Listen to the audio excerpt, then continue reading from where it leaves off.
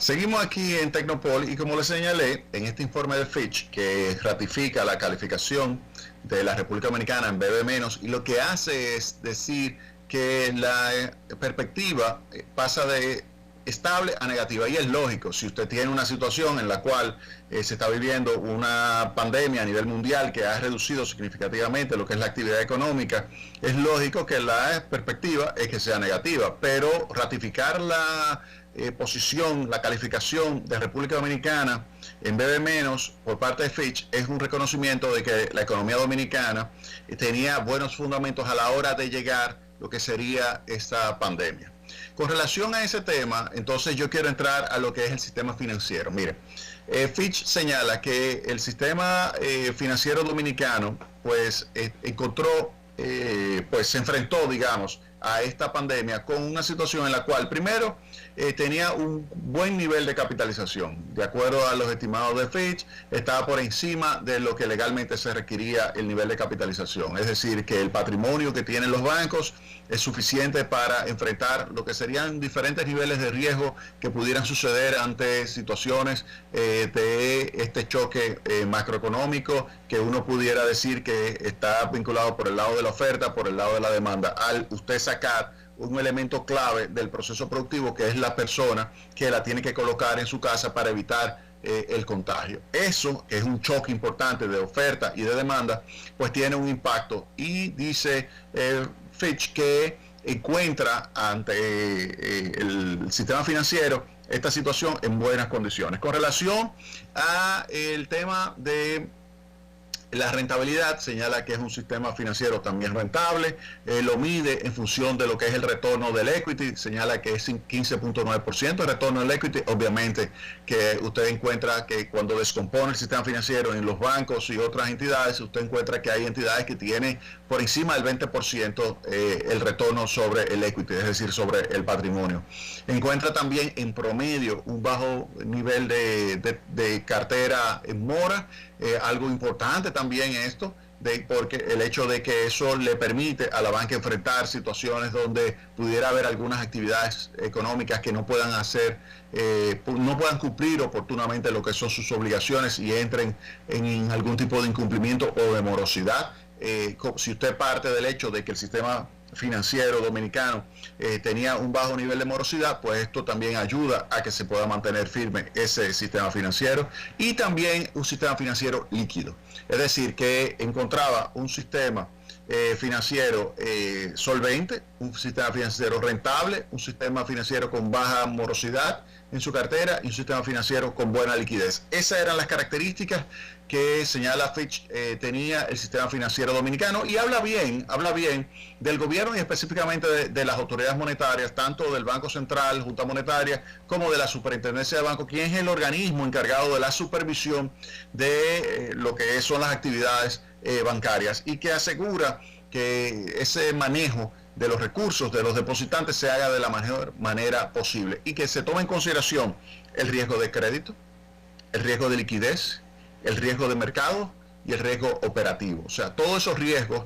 son supervisados bajo un esquema de supervisión basada en riesgo por la Superintendencia de Bancos, lo cual significa que se le da confianza a los agentes económicos de que sus ahorros, sus recursos invertidos en la banca se están manejando de la forma mejor posible. Otro análisis que también realiza Fitch y que nosotros debemos también de incluir acá es el tema de las finanzas públicas. Miren, las finanzas públicas obviamente que se van a deteriorar, y usted lo ve ya desde el primer informe que está ya circulando de gestión y de ejecución de lo que son las finanzas públicas por parte de la Dirección General de Presupuesto. Usted observa un deterioro, en el presupuesto, usted ve un deterioro por el lado de los ingresos, por el lado del gasto. Por igual usted observa situaciones donde hay gastos que no se pueden ejecutar y otros gastos que han tenido que sobre ejecutarse.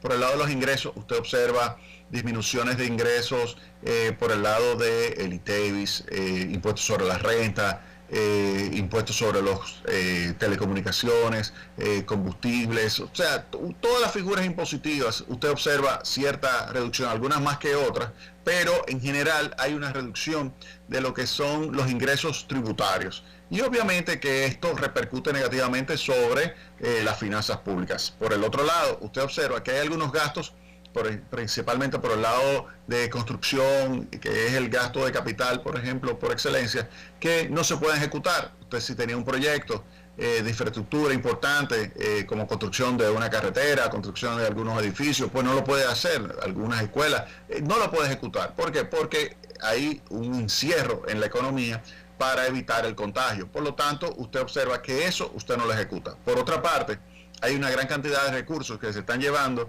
a cabo y se están ejecutando para proteger a la población más vulnerable. Por ejemplo, el Quédate en Casa. El Quédate en Casa es un programa que el gobierno utiliza donde centenares de miles de personas están siendo beneficiadas directamente de transferencias de recursos para los segmentos más pobres. Ahí usted ve los pobre 1, pobre 2 del sistema que identifica a los beneficiarios por parte del Estado, es decir, que usted hace una focalización muy bien manejada de lo que es aquello que deben recibir las transferencias y se les manda a ellos a través de este esquema del Quédate en Casa.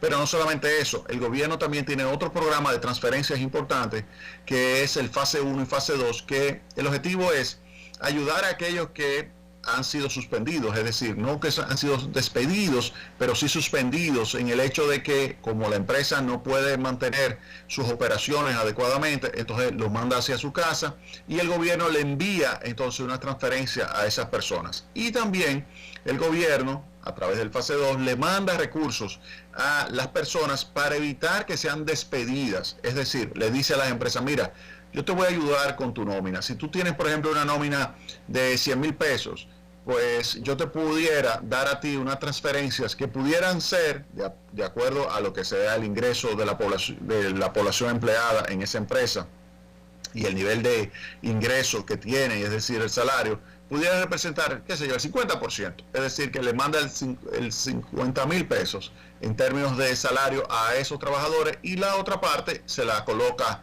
el empleador. De tal forma que entre el empleador y el gobierno le están pagando la mayor parte del salario de ese trabajador y no hay que despedirlo. Y eso ayuda a mantener la capacidad de compra de los elementos esenciales que se tienen que comprar en una situación como esta, que es alimentos y medicamentos. Esos son los elementos clave que hay que tomar en cuenta ahora en esta situación. Y eso el gobierno está transfiriendo esos recursos. Es una cantidad importante de recursos. Y ante esa situación, ¿qué dice Fitch? Dice que Fitch espera que el déficit del sector público no financiero, el sector público no financiero, pues suba a 7.1%. 7.1% debido a la reducción de las recaudaciones y al aumento del gasto público. Señala que lo había estimado el gobierno central, un nivel de déficit de 2.5%.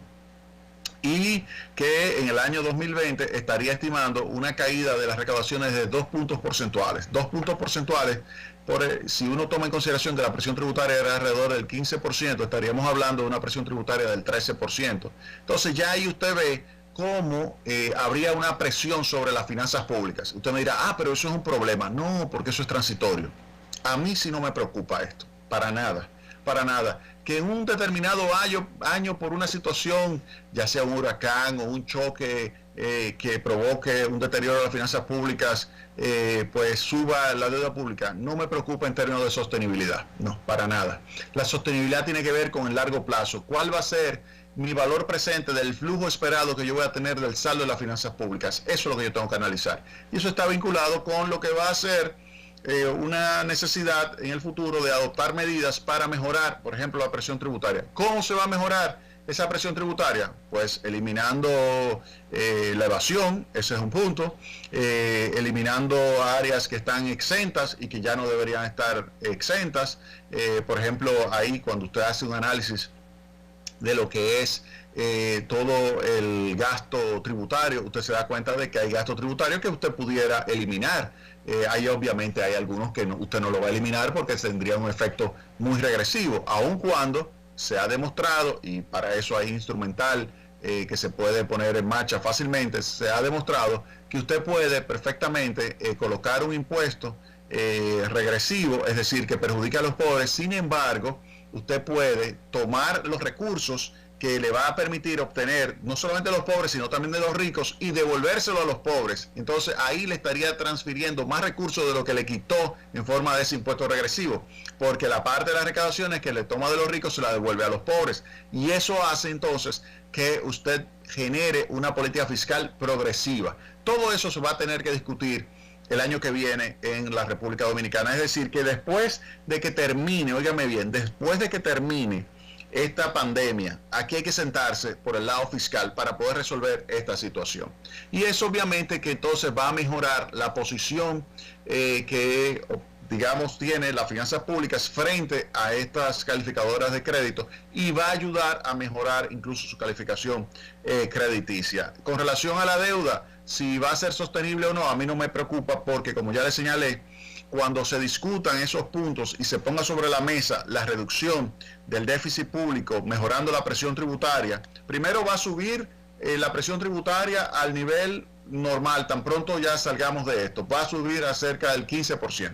Pero luego hay que discutir de cuánto habría que subir adicional a la presión tributaria, reduciendo el gasto tributario, reduciendo la evasión impositiva, para que de esa forma entonces podamos ya desmontar deuda, podamos tener también un gasto todavía orientado más hacia segmentos más pobres del país. Todo esto va a ayudar, sin lugar a dudas, a tener unas finanzas públicas sostenibles en el tiempo. Recuerden que cuando el presidente Danilo Medina subió al poder, había un déficit casi de 7% del Producto Interno Bruto, y él lo bajó a 2.5%. Entonces, ¿qué significa esto? 2.5, 2.4%. Entonces, ¿qué significa eso?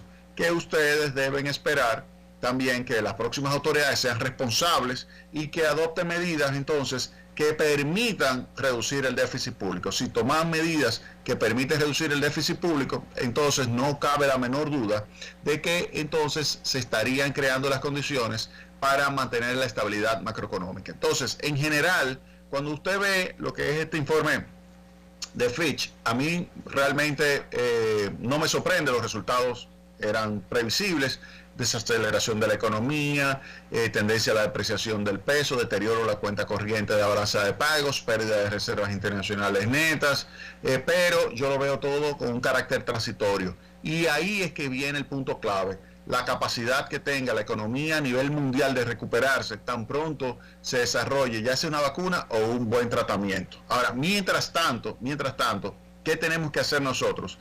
Adoptar la política que sea óptima desde el punto de vista de la cuarentena y del encierro. El gobierno hasta ahora está en la primera etapa, y en esa primera etapa lo que hay que hacer es tratar de reducir lo que sería el ritmo de contagio. Lamentablemente, el último dato de ritmo de contagio que se tiene es el más alto que se ha registrado. O sea, tenemos que tener mucho cuidado, tenemos que tener muchísimo cuidado con esto, porque el último dato superó las 500 personas contagiadas en un día. O sea, nunca antes se había registrado 500 personas, 500 nuevos contagios en un solo día. Si usted observa lo que es la evolución, usted se va a dar cuenta de que en algún momento 100 y pico, 300 y pico, pero 500 y pico de personas contagiadas, obviamente que eso es un golpe duro para lo que sería el proceso de eliminación del encierro. Mientras tanto, es un golpe duro en términos económicos, pero es preferible a lo que sería una apertura descontrolada. Ahora bien, sobre ese tema vamos a hacer lo siguiente. Miren, yo les voy a hablar en el próximo segmento a ustedes de lo que pudieran ser políticas de cuarentena focalizada, encierro focalizado, utilizando modelos matemáticos desarrollados por profesores del MIT, profesores del MIT como Daron Acemoglu, que han desarrollado estos modelos de focalización de la cuarentena para minimizar el impacto económico, pero al mismo tiempo encontrar el nivel mínimo de lo que pudiera ser esa tasa de pues mortalidad, porque aquí es un trade-off que hay entre lo que es la tasa de mortalidad y el impacto económico. Usted quiere reducir prácticamente a cero la tasa de mortalidad, tiene un impacto económico muy grande. Usted quiere reducir el impacto económico, tiene un aumento de la tasa de mortalidad muy alta. Entonces, ese es un trade-off ahí. Usted va a observar lo que es esa curva. Entonces, eso es lo que nosotros podemos analizar. Pero ahora, mientras tanto, óigame bien, mientras tanto, quédese en casa, quédese en casa. Vamos a hablar de eso en el próximo segmento. Mientras tanto, fíjense en esto.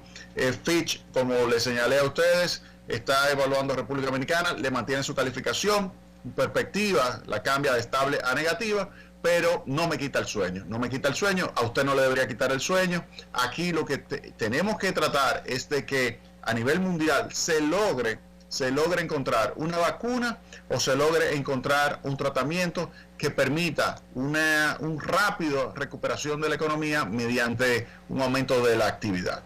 Mientras tanto, quédate en casa. Vamos a la pausa y retornamos en breve con Tecnopol.